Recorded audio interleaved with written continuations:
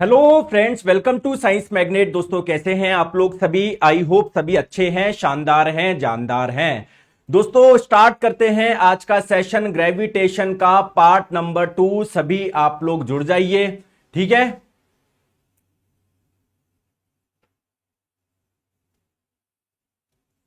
चलिए तो स्टार्ट करते हैं दोस्तों आज का सेशन। जितना हम लोगों ने पिछली क्लास में पढ़ा था उसको हम लोग कंटिन्यू करते हैं। इस टेलीग्राम चैनल से आप लोग जुड़ जाइए। और दोस्तों 2025 के सभी एग्जाम्स के लिए साइंस का फाउंडेशन बैच आप लोगों का शुरू हो चुका है। निर्माण बैच, एक ही बैच से सारे एग्जाम्स की तैयारी। डेमो भी अवेलेबल है, जाके आप लोग क्लास देखिए, आपको पता पड़ जाएगा किस प्रकार की क्लास है। तो साइंस मैग्नेट ऐप इंस्टॉल करेंगे, कोर्स में जाएंगे, निर्माण बैच में जाएंगे, बाय नाउ करेंगे, पेमेंट कर देंगे, क्लास आप लोगों की चल जाएगी। गुड मॉर्निंग आप सभी को।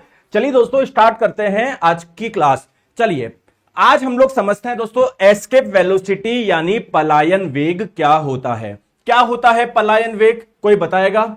जैसे दोस्तों एक चीज मुझे बताएंगे, अगर मैं इस पेन को ऊपर फेंकूं तो क्या यह वापस नीचे आएगा क्या? और नीचे आने का कारण क्या है? क्योंकि दोस्तों पृथ्वी इस पे एक आकर्षण बल लगा रही है। बोलो यस और नो।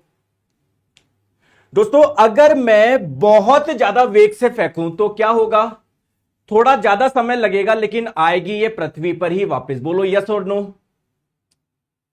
अगर मैं और तेज वेलोसिटी से फेंकूं तो थोड़ा सा और ज्यादा समय लेगी लेकिन आएगी पृथ्वी पर ही। इसके पीछे कारण क्या है दोस्तों? पृथ्वी का आकर्षण बल, या मैं बोलूं पृथ्वी का गुरुत्वाकर्षण।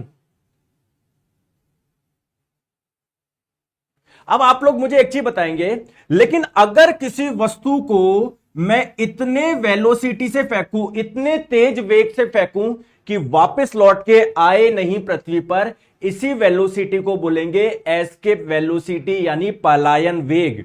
यानी वह वेग जिससे अगर मैं किसी वस्तु को फेंकूं तो वह वापस लौट के पृथ्वी पर नहीं आए, उस वेग को बोलते हैं एस्केप वेलोसिटी यानी पलायन वेग। तो सर पृथ्वी पर अगर मुझे पलायन वेग निकालना है तो उसका कोई फॉर्मूला है क्या? तो दोस्तों एस्केप वेलोसिटी निकालने का फॉर्मूला है √2 into capital G into capital M बट्टे आर। अगर आप लोगों को पृथ्वी पर एस्केप वेलोसिटी यानी पलायन वेग का मान कितना है ये निकालना है, तो पृथ्वी का द्रव्यमान, पृथ्वी की त्रिज्या, ये जब सारी वैल्यू पुट करेंगे तो हमारा आंसर आ जाएगा 11.2 किलोमीटर पर सेकेंड।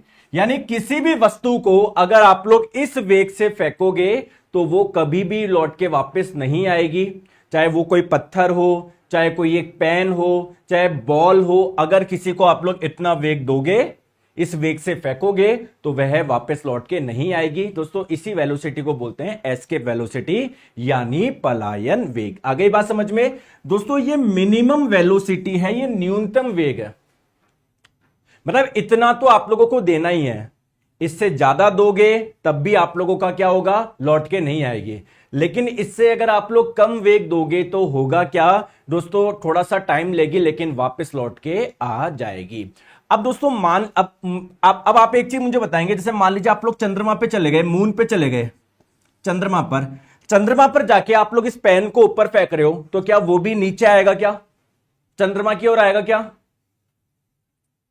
आएगा क्या? बोलो आएगा क्या? बिल्कुल आएगा। इसके पीछे कारण क्या है? इसके पीछे कारण क्या है? क्योंकि दोस्तों चंद्रमा, भाई चंद्रमा भी तो उसको अपनी ओर आकर्षित करेगी।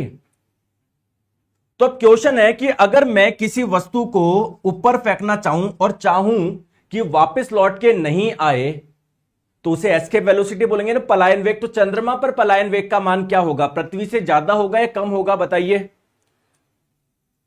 बताइए, एस्केप वेलोसिटी का मान क्या होगा? ज्यादा होगा या कम होगा?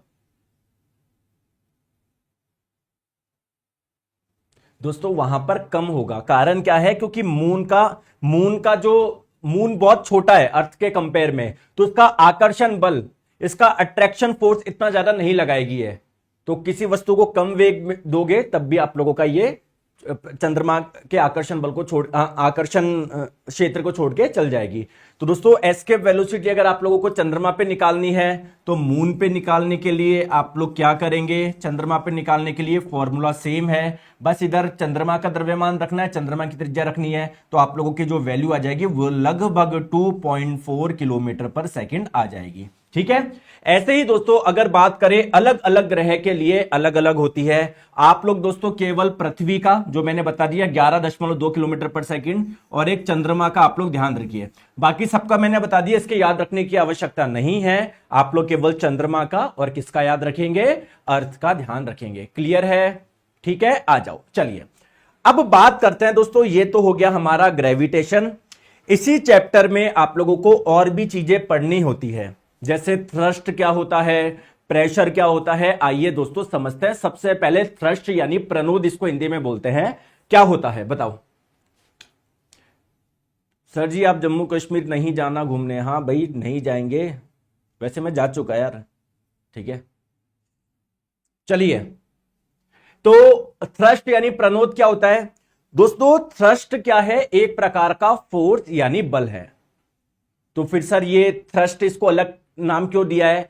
ऐसा फोर्स अगर किसी सरफेस के परपेंडिकुलर लग रहा है, अगर किसी सतह के लंबवत कोई बल लग रहा है तो इसे हम लोग बोलते हैं थ्रस्ट। जैसे देखो इधर देखो, जैसे ये एक कोई वस्तु है, अगर इसकी सरफेस इसकी सतह के बिल्कुल लंबवत में बल लगाऊं, बिल्कुल परपेंडिकुलर में फोर्स लगाऊं, तो इसी फोर्स को हम लोग क्या बोलते हैं, थ्रस्ट बोलते हैं दोस्तों, प्रणोद बोलते हैं। समझ में आ गया प्रणोद क्या होता है? तो किसी सतह पर लंबवत लगने वाले बल को हम लोग क्या बोलते हैं, क्या बोलते हैं, क्या बोलते हैं, बोलते नहीं हो, थ्रस्ट बोलते हैं, प्रणोद बोलते हैं। ठीक है सर टाइम, अरे वो गलती से टीम ने 10:30 की जगह 11:30 लिख दिया, वो 10:30 था टाइम। ठीक है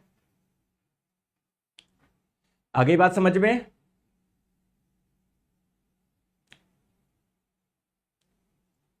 अगर मैं आप लोगों से बोलूं थ्रस्ट की यूनिट क्या होगी, तो इसकी यूनिट क्या होगी, इसकी मात्रा क्या होगी। किसी सरफेस पे कितना थ्रस्ट लग रहा है उसको किस में मेजर करोगे, किलोग्राम में करोगे, मीटर में करोगे? अरे एक प्रकार का फोर्स है तो इसका भी मात्रा क्या होगा, न्यूटन होगा। आगे बात समझ में। चलिए अब दोस्तों क्या होता है जब किसी सरफेस पे थ्रस्ट लगता है, प्रणोद लगता है, या मैं बोलूं ये ऐसा परपेंडिकुलर फोर्स लगता है, तो उस सरफेस पे क्या होता है, प्रेशर जनरेट होता है। क्या होता है, दाब उत्पन्न होता है। तो दोस्तों जो प्रेशर जनरेट होता है उसका फॉर्मूला क्या है, कितना थ्रस्ट लगा बटे कितने एरिया पे लगा। जैसे मान लो ये ऊपर वाली सरफेस का कोई ना कोई एरिया तो होगा, तो इस पे एक परपेंडिकुलर फोर्स लग रहा है जिसे आप लोग बोल रहे हैं थ्रस्ट। तो दोस्तों प्रेशर, आप लोगों का प्रेशर निकालने का फॉर्मूला क्या है, किसी सरफेस पे कितना प्रेशर जनरेट हुआ, कितना दाब उत्पन्न हुआ, तो कितना थ्रस्ट लगा बट उस सरफेस का एरिया कितना था, इसे हम लोग बोलेंगे प्रेशर यानी दाब। तो प्रेशर क्या होता है आप लोगों का, इकाई क्षेत्रफल पे लगने वाले प्रणोद को हम लोग क्या बोलते हैं, दाब बोलते हैं। ठीक है, इसका मतलब क्या है, जैसे फॉर एग्जांपल एरिया की वैल्यू अगर 1 हो तो प्रेशर किसके बराबर हो जाएगा, थ्रस्ट के। यानी 1 मीटर स्क्वायर एरिया पे जो थ्रस्ट लगता है उसे ही हम लोग प्रेशर बोल सकते हैं ना। अगर एरिया 1 मीटर स्क्वायर नहीं हो, कुछ और हो, तो किस फॉर्मूले से निकालेंगे प्रेशर का मान, इस फॉर्मूले से निकालेंगे। तो प्रेशर बेसिकली होता क्या है, फोर्स अपॉन एरिया। कौन सा फोर्स, जो सरफेस के परपेंडिकुलर लगता है, सतह के लंबवत लगता है, इसे ही हम लोग थ्रस्ट के नाम से भी जानते हैं। ठीक है, तो प्रेशर का ये फॉर्मूला हो गया। अगर मैं आप लोगों से पूछूं प्रेशर का एसआई मात्रक क्या होगा, दोस्तों फोर्स का एसआई मात्रक होता है न्यूटन, एरिया का होता है मीटर स्क्वायर, तो प्रेशर का एसआई मात्रक हो जाएगा न्यूटन पर मीटर स्क्वायर। और दोस्तों इसे ही हम लोग क्या बोलते हैं, पास्कल बोलते हैं। याद रख लोगे, याद रख लोगे। चलिए दोस्तों आप लोग मुझे बताएंगे प्रेशर का विमीय सूत्र बताएंगे, डायमेंशनल फॉर्मूला बताएंगे। प्रेशर का विमीय सूत्र यानी डायमेंशनल फॉर्मूला आप लोग बताएंगे। तो मैंने आपको बताया था फोर्स का आप लोग सीधे सीधे याद रखिए, क्या होता है, m की पावर 1, l की पावर 1, t की पावर -2। आगे बात समझ में। और दोस्तों एरिया का विमीय सूत्र क्या होता है, l की पावर 2। तो ये क्या हो जाएगा आप लोगों का, m की पावर 1, l की पावर 2 नीचे ऊपर आके क्या हो जाएगा, -2 हो जाएगा। तो l की पावर 1 और l की पावर -2, l की पावर -1 और ये टी की पावर -2 ऐसा कैसा था? क्या सभी का ये आ गया क्या? क्लियर है? कार्तिक जी कुछ बातें बताई नहीं जाती है, ठीक है, आ जाओ आ जाओ। चलिए दोस्तों इस क्वेश्चन का आंसर बताओ। मुजम्मिल जी आप उसी में अटके रहना, जिंदगी भर, है ना, जिंदगी भर उसी में अटके रहना आप। किसी वस्तु द्वारा सतह पर लंबवत लगाए गए बल को क्या बोलते हैं? बताओ, अभी पूछा गया है। तो थ्रस्ट बोलते हैं, यानी प्रणोद बोलते हैं। आगे बात समझ में? ठीक है। अब दोस्तों डेंसिटी यानी घनत्व क्या होता है? जैसे आप लोग मार्केट से जब दूध लेकर आते हो उसके पीछे देखना उसकी डेंसिटी लिखी होती है। आप कभी पेट्रोल भरवाने जाओगे अपनी बाइक में, एक्टिवा में, कार में, जिसमें भी, तो दोस्तों उस पेट्रोल की भी डेंसिटी लिखी होती है वहां पर, डीजल की भी डेंसिटी लिखी होती है। यानी दोस्तों क्या मैं बोल सकता हूं क्या हर पदार्थ की एक डेंसिटी होती है, घनत्व होती है। बेसिकली डेंसिटी होता क्या है? अगर आप लोग फॉर्मूला वाइज बात करोगे तो किसी भी पदार्थ की डेंसिटी निकालने का सिंपल सा फॉर्मूला है, उसका मास यानी उसका द्रव्यमान कितना है बटे उसका वॉल्यूम कितना है, आयतन क्या है, ये तो आप लोग निकाल लोगे। लेकिन एक्चुअल में डेंसिटी बताता क्या है? देखो जैसे मान लीजिए मैंने आप लोगों को बोला कि एक कोई पदार्थ है, इसका 1 मीटर क्यूब वॉल्यूम में इसका वेट हो रहा है 1000 किलोग्राम। कोई दूसरा पदार्थ है, इसका मैंने 1 मीटर क्यूब वॉल्यूम लिया, इतना आयतन लिया, इसका वेट हो रहा है 5000 किलोग्राम, मतलब इसका द्रव्यमान आ रहा है 5000 किलोग्राम। एक कोई दूसरा पदार्थ है जिसका मैंने लिया 1 मीटर क्यूब, इतना वॉल्यूम लिया, उसका द्रव्यमान आ रहा है इतना। तो इन दोनों से आप लोग क्या बता सकते हो? ये बताता क्या है? देखो डेंसिटी आप लोग निकालोगे, डेंसिटी होता है मास अपॉन वॉल्यूम। तो 5000 किलोग्राम बटे 1 मीटर क्यूब, इसकी डेंसिटी आ जाएगी 5000 किलोग्राम पर मीटर क्यूब, इसकी डेंसिटी आ जाएगी 1000 किलोग्राम पर मीटर क्यूब। लेकिन पता क्या पड़ रहा है? ठीक है इसकी डेंसिटी ज्यादा है, इससे क्या पता पड़ रहा है बताओ? तो बेसिकली जो डेंसिटी है, देखो आपको कहीं ना कहीं ये बताती है क्या डेंसिटी? ध्यान से आप लोग समझिए कि दोस्तों किसी स्पेस में या किसी जगह में पदार्थ की मात्रा कितनी ज्यादा है। जैसे आइए मैं आपको समझाता हूं। जैसे मैंने आप लोगों को यहां पर दो फोटो नजर आ रही होगी, एक ये वाली, एक ये वाली। दोस्तों किसकी डेंसिटी ज्यादा है? देखो यहां पर ये जो अंदर जगह है उसमें केवल कुछ बॉल्स है, यहां पर बहुत ज्यादा बॉल्स है, भरा भरा है, तो इसकी डेंसिटी ज्यादा है। तो बेसिकली डेंसिटी यही बताता है कि किसी आयतन में कितना ज्यादा पदार्थ है, कितना ज्यादा द्रव्यमान है। सिंपल से अगर फॉर्मूले की बात करें तो डेंसिटी का फॉर्मूला क्या हो जाएगा? किसी भी वस्तु की डेंसिटी निकालनी है तो उसका मास क्या है और उसमें डिवाइड कर दीजिए उसका वॉल्यूम। आ गई बात समझ में?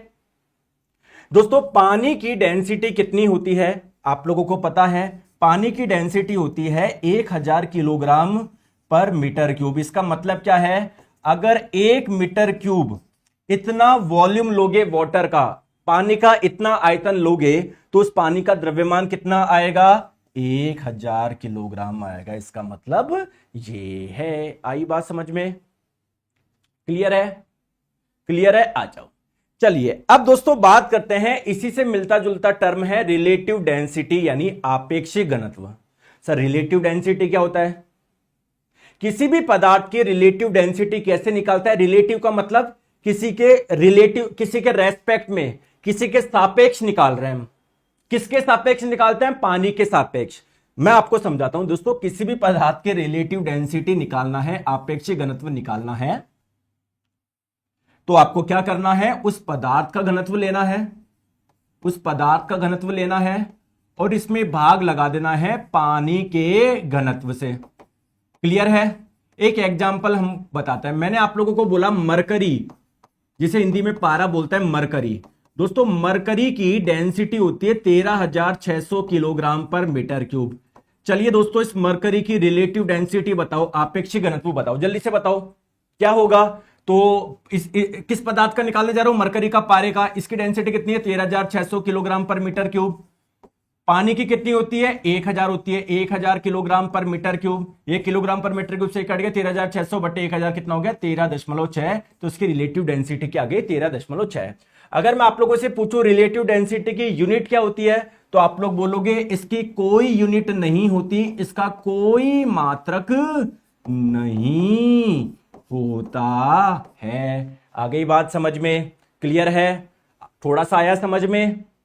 चलिए दोस्तों, ये क्वेश्चन आप लोगों से एलपी में पूछा गया है, बताओ बताओ दोस्तों। चांदी का घनत्व आपको दिया हुआ है, पानी का घनत्व भी दिया हुआ है, चांदी का आपेक्षिक घनत्व निकालना है, रिलेटिव डेंसिटी। दोस्तों सॉल्व करने की जरूरत है क्या? आपको पता है रिलेटिव डेंसिटी की कोई यूनिट होती ही नहीं है। तो दोस्तों ऑप्शन नंबर सी आंसर होगा, क्योंकि इसके आगे कोई भी मात्रक नहीं लिखा हुआ, सभी के आगे कोई ना कोई मात्रक लिखा हुआ है, तो correct answer option number C हो जाएगा। हमको सॉल्व करने की जरूरत ही नहीं है। आ गई बात समझ में? आ गई बात समझ में? बाकी आप लोग सिंपल फॉर्मूला भी लगा सकते हो, इस चांदी के घनत्व में पानी के घनत्व से डिवाइड कर देना। आ गई बात समझ में? सिंपल सी चीज है। चलो दोस्तों, अब हम लोग पढ़ने वाले हैं बहुत इंटरेस्टिंग कॉन्सेप्ट। अच्छा दोस्तों, मुझे एक चीज बताओ, है ना, इसी से मैं आप लोगों को बताता हूं यहीं पर एक चीज इंपॉर्टेंट। जैसे मान लो पानी में आप लोग लोहे की कील डालते हो, तो लोहे की कील तो क्या हो जाती है दोस्तों? डूब जाती है। अगर कोई प्लास्टिक डालोगे तो वो उसमें डूबेगी नहीं। तो कैसे पता पड़ेगा कि कोई वस्तु पानी में डूबेगी या नहीं डूबेगी? दोस्तों आप लोगों को बेसिकली बताना है, उसकी डेंसिटी से पता लगाना है। अगर किसी पदार्थ की डेंसिटी ज्यादा है पानी की डेंसिटी से, तो अगर उसको पानी में आप लोग डालोगे तो वह क्या हो जाएगा? डूब जाएगा। अगर किसी पदार्थ की डेंसिटी कम है, पानी की डेंसिटी से कम है, तो अगर उसको पानी में डालोगे तो वह पानी में डूबेगा नहीं। जैसे दोस्तों मैंने आपको बोला, जो आयरन होता है, लोहा होता है, लोहा, तो उसकी डेंसिटी होती है 7800 किलोग्राम पर मीटर क्यूब लगभग।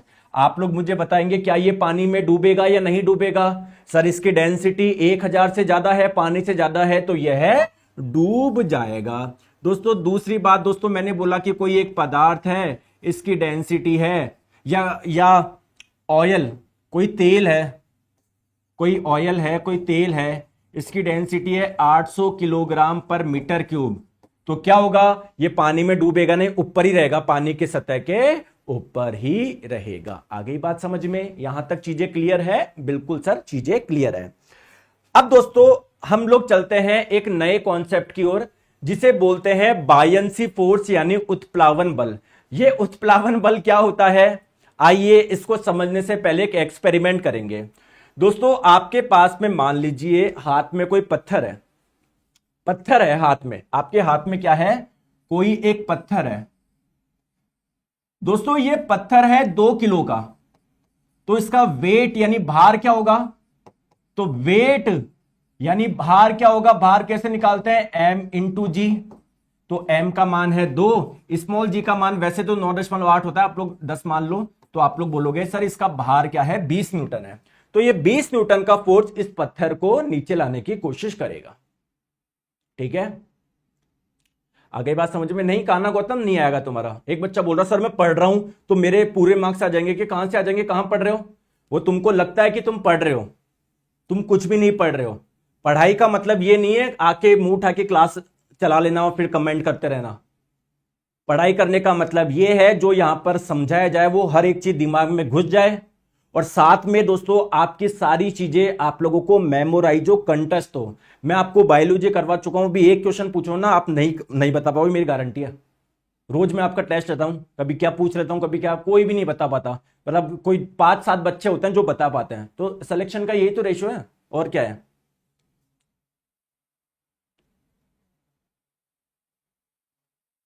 आ गई बात समझ में?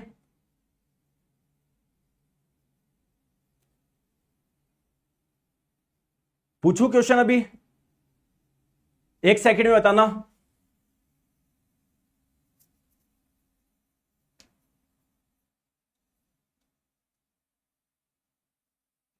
दोस्तों रबर किस प्रकार का कोलोइड है? 1 सेकंड में बताओ, रबर किस प्रकार का कोलोइड है? रबर किस प्रकार का कोलोइड है? केमिस्ट्री पढ़ा चुका ना, बताओ आंसर बताओ। 1 सेकंड में आना चाहिए था। नोट्स खोलने बैठोगे तो नोट्स खोल के बताओगे तो वो आंसर थोड़ी है।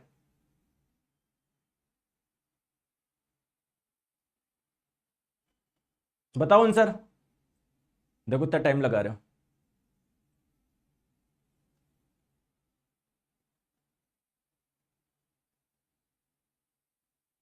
एक बोल रहा है बहुलक, एक बोल रहा है आइसोप्रीन, एक बोल रहा है बहुलक, एक बोल रहा है सॉलिड फॉर्म। इसका आंसर होगा फोम। ये बहुलक, ये तो मैंने पढ़ा ही नहीं, कहां से पढ़ के आ गए तुम? आ जाओ। नहीं तुम्हारा सिलेबस में बहुलक वगैरह पता नहीं कहां से पढ़ पुढ़ा के आ गए, आइसोप्रीन वगैरह ये। चलो आ जाओ, आ जाओ। क्लियर है? ठीक है। तो दोस्तों ये पत्थर था, मैंने इसको अपने हाथ में रख रखा है। दोस्तों जैसे मैं हाथ हटा दूंगा तो क्या ये नीचे आएगा क्या? क्यों? क्योंकि एक फोर्स लग रहा है, कितना? 20 न्यूटन। अगर दोस्तों मुझे वहां पर रोके रखना है तो मेरे को थोड़ा सा जोर लगाना पड़ेगा, क्योंकि ये फोर्स इसको नीचे लाने की कोशिश करेगा। तो अगर मैं इसको यहीं पर रोकना चाहता हूं, मेरे हाथ को एफर्ट लगाना पड़ेगा या नहीं लगाना पड़ेगा? बोलो हाँ या ना। लगाना पड़ेगा। अब दोस्तों जैसे ही इस पत्थर को आप लोग पानी में लेके जाते हो, पानी में लेके जाते हो, पानी में लेके जाते हो, तो क्या ये आपको थोड़ा सा हल्का प्रतीत होता है क्या? हल्का प्रतीत होता है क्या? हल्का लगता है क्या? देखना। और केवल पत्थर की बात नहीं है, आप लोग कोई भी वस्तु, जैसे मोबाइल है, आप हाथ में रखोगे थोड़ा सा भारी लगेगा, जैसे पानी में लेके जाओगे काफी हल्का लगेगा। ऐसा होता है क्या? हल्का प्रतीत होता है क्या? इसका मतलब सर इस पे जो नीचे की ओर जो फोर्स लग रहा था, वेट, भार, सर वो कम हो गया। पानी में जाते ही सर भार में कमी आ गई। लेकिन दोस्तों कैसे आ गया? दोस्तों पत्थर पहले 2 किलो का था, पानी के अंदर गया तब भी कितने का रहेगा? 2 किलोग्राम का रहेगा ना। और दोस्तों भार का मान इतना ही रहेगा, 20 न्यूटन। तो फिर सर ये हल्का प्रतीत क्यों हो रहा है? यानी कहीं ना कहीं मैं बोल रहा हूं नीचे की ओर जो लगने वाला बल है वो थोड़ा कम है। क्यों हुआ? आइए मैं आपको बताता हूं। दोस्तों जब ये पत्थर बाहर था, पानी में कोई दिक्कत थी क्या? आप पानी को छेड़ रहे थे क्या? पत्थर बाहर था। लेकिन दोस्तों जैसे ही पत्थर को पानी में लेकर गए, पानी को गुस्सा आएगा क्या? क्यों आएगा गुस्सा? क्योंकि जैसे ही आप लोग पत्थर को पानी में लेके जाओगे तो थोड़ा सा पानी इधर उधर होगा ना, क्योंकि बेसिकली पत्थर आ गया, पानी की जगह पत्थर ने ले ली, तो क्या पानी इधर उधर जाएगा क्या? थोड़ा विस्थापित होगा क्या? डिस्प्लेस होगा क्या? पानी को गुस्सा आएगा क्या? हाँ। तो जब भी किसी वस्तु को किसी भी तरल में डालते हैं तो तरल विस्थापित होता है, लिक्विड डिस्प्लेस होता है। इसकी वजह से दोस्तों वह लिक्विड उस वस्तु पे एक फोर्स लगाता है, एक बल लगाता है ऊपर की दिशा में, इसको निकालने के लिए। अरे यार बाहर निकल यार। इस ऊपर की दिशा में लगने वाले बल को ही बोलते हैं बायंसी फोर्स, यानी उत्प्लावन बल। उत्प्लावन बल। मान लीजिए दोस्तों ये लग रहा है 4 न्यूटन, मान लो एक एग्जांपल, और ये नीचे 20 न्यूटन था। तो अब नेट फोर्स नीचे कितना लग रहा है? नीचे की ओर नेट फोर्स कितना लग रहा है? केवल 16 न्यूटन लग रहा है। तो आप लोगों को इसलिए वो हल्का प्रतीत हो रहा है। आगे बात समझ में? अब गुरुजी बायंसी फोर्स, उत्प्लावन बल कितना लगता है, ये हम लोग कैसे निकाले? बायंसी फोर्स आपने बता तो दिया कि जब भी किसी वस्तु को हम लोग किसी तरल में डालेंगे, चाहे आंशिक रूप से, मतलब थोड़ा सा ही डालो या पूरा अंदर डालो, तो दोस्तों लिक्विड डिस्प्लेस होगा, तरल विस्थापित होगा, फिर वो तरल ऊपर की ओर एक फोर्स लगाएगा जिसे बायंसी फोर्स यानी उत्प्लावन बल बोलते हैं। अच्छा दोस्तों मुझे एक चीज बताएंगे, ये कोई एक वस्तु है, इसका कोई ना कोई वेट होगा, भार होगा? अरे बोलो, इसका कोई ना कोई वेट होगा, भार होगा। और दोस्तों जब ये पानी में आई तो पानी ने इस पे ऊपर की ओर एक फोर्स लगाया जिसे बोलेंगे बायंसी फोर्स, उत्प्लावन बल। दोस्तों मुझे बताओ, अगर इस वस्तु के भार का मान ज्यादा होगा और उत्प्लावन, इस पे लगने वाला उत्प्लावन बल का मान कम होगा, तो इस केस में क्या होगा? इस केस में क्या होगा? क्या ये वस्तु डूब जाएगी क्या? सिंक कर जाएगी क्या? बोलो। अगर वेट का मान ज्यादा है, भार का मान ज्यादा है बायएंसी फोर्स से, तो ऑब्जेक्ट क्या, वस्तु जो हो जाएगी क्या, डूब जाएगी क्या, वस्तु जो हो जाएगी क्या, डूब जाएगी क्या, बताओ बताओ बताओ। अब दोस्तों दूसरा क्वेश्चन, अगर नीचे की ओर जितना फोर्स लग रहा है, यानी इस वस्तु का भार जितना है, और अगर इस पे ऊपर की ओर जो फोर्स लग रहा है बायएंसी फोर्स से, दोनों बराबर हो, तो इसका मतलब वस्तु ना ही नीचे जाएगी ना ही ऊपर जाएगी, एक जगह रहेगी, बीच में सस्पेंडेड रहेगी। तो ऑब्जेक्ट रिमेन सस्पेंडेड, वस्तु एक ही जगह रहेगी, वस्तु एक ही जगह रहेगी। क्लियर है दोस्तों? अगर बायएंसी फोर्स बहुत ज्यादा हो, उत्प्लावन बल बहुत ज्यादा हो, भार कम हो, तो क्या होगा, यानी ऊपर की ओर जो फोर्स ज्यादा लग रहा है, तो ये क्या करेगी, जैसे मान लो पानी में आपने कोई वस्तु डाली थी लेकिन बायएंसी फोर्स ज्यादा लग रहा है, तो ये वस्तु को बाहर निकालेगी। तो वस्तु का कुछ ही पार्ट पानी के अंदर रहेगा, बाकी का पार्ट बाहर रहेगा। इस कंडीशन को आप लोग क्या बोलते हैं, वस्तु फ्लोट कर रही है, तैर रही है। आ गई दोस्तों बात समझ में? आ गई बात समझ में? बताओ, बात आ गई समझ में? एटीट्यूड बॉय एक बच्चे का नाम है, सर धोखा 11:30 का बोला था। अरे दोस्तों आज टेलीग्राम चैनल पे टीम ने गलती से 10:30 की जगह 11:30 लिख दिया, फिर तुरंत बोल दिया था ना।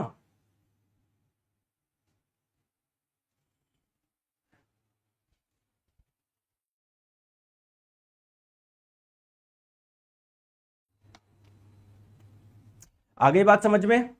अब आपके मन में क्वेश्चन आएगा कि गुरुजी मुझे एक चीज बताओ। मैंने बोला क्या?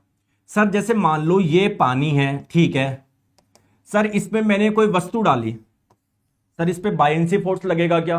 बिल्कुल लगेगा, क्योंकि इसका कुछ पार्ट पानी के अंदर आए ना, तो कुछ पानी इधर उधर जाएगा।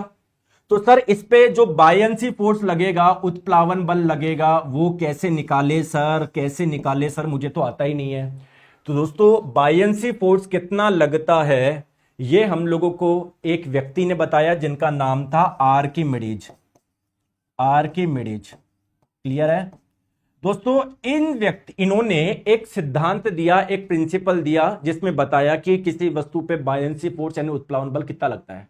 तो इन्होंने बताया जब भी किसी वस्तु को डालोगे किसी तरल में, तो क्या तरल विस्थापित होगा क्या? कुछ तरल विस्थापित होगा क्या, इधर उधर जाएगा क्या? तो उसका भार आप लोगों का जो होगा उसके बराबर ही बायएंसी फोर्स लगेगा। तो बायएंसी फोर्स क्या होगा?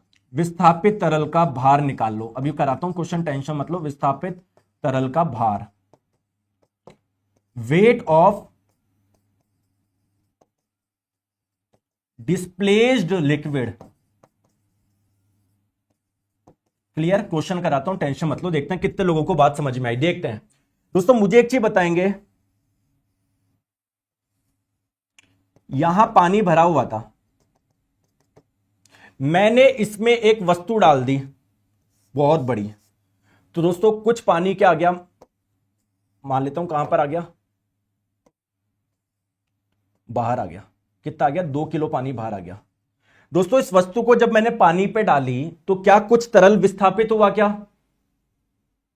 क्या इस पे पानी को गुस्सा आएगा क्या? इस पे क्या बल लगाएगा क्या, जिसे बोलते हैं बायएंसी फोर्स, उत्प्लावन बल? बताओ कितना बायएंसी फोर्स लगेगा, कितना उत्प्लावन बल लगेगा, बताओ बताओ कितना लगेगा?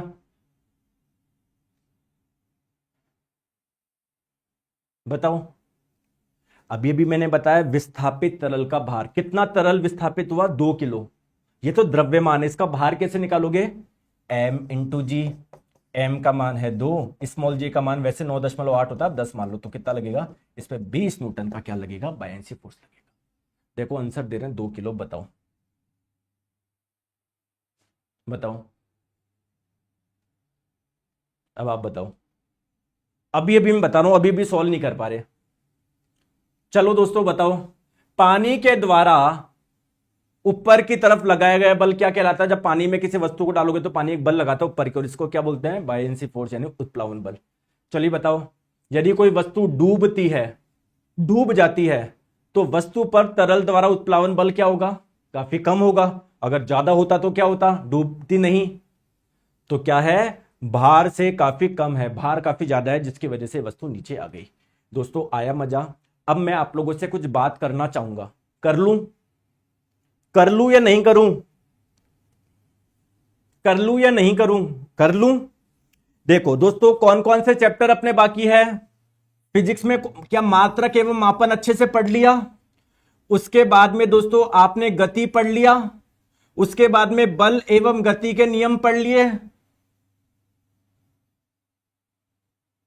अब उसके बाद में दोस्तों गुरुत्वाकर्षण पढ़ लिया।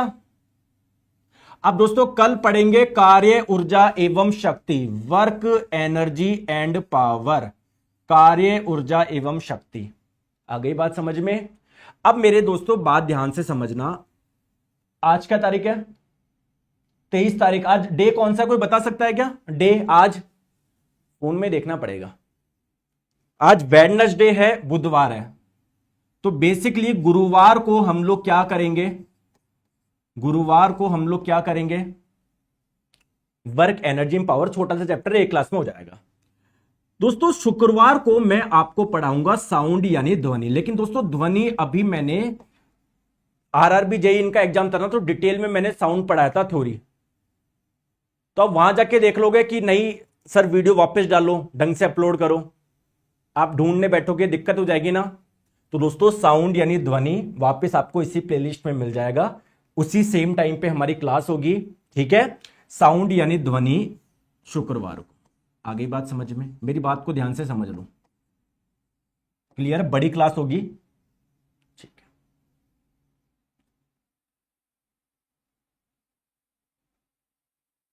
दोस्तों मैं चाह रहा हूं शनिवार और रविवार की छुट्टी तो करनी पड़ेगी, सोमवार को फिर अपना क्या होगा, सोमवार को रिफ्लेक्शन। चलो वो बात की बात है, अगले 2 दिन का शेड्यूल क्या है ये मैंने आप लोगों को बता दिया, ठीक है। अच्छे से पढ़ाई करो। और दोस्तों आप लोगों को फिर से बताता हूं, 2025 के सभी एग्जाम्स के लिए साइंस का फाउंडेशन बैच शुरू हो चुका है, डेमो भी अवेलेबल है, जाके आप लोग देख लो, ठीक है, किस प्रकार से यहां पर पढ़ाया जाता है। और आप लोगों को दोस्तों यहां पर क्या मिलेगा, कंप्लीट थ्योरी बैच है, साथ में सारे क्वेश्चंस, डेली लाइव क्लास होती है, मिस करते हो रिकॉर्डिंग मिल जाएगी। 2024 के सारे क्वेश्चंस 20 में सॉल्व कराए जाते हैं, पूरा कंटेंट बायलिंगुअल है, हर क्लास की पीडीएफ मिलेगी, साथ में टेस्ट सीरीज भी आप लोगों की फ्री है। तो साइंस मैग्नेट ऐप इंस्टॉल करें, कोर्स वाले सेक्शन में आप लोग जाए, निर्माण बैच कॉम्बो में चारों सब्जेक्ट मिल जाएंगे, केवल साइंस का लेना चाहते हैं साइंस आप लोगों को मिल जाएगा, बाय नाउ करके पेमेंट कर देंगे, क्लास आप लोगों की चल जाएगी। Thank you so much, take care, bye bye, अपना ध्यान रखिए। सर जी आप मेरे गांव आ जाइए, कुएं में कूद कूद कर नहाएंगे, बिल्कुल आएंगे आपके गांव। चलिए बाय बाय, टेक केयर।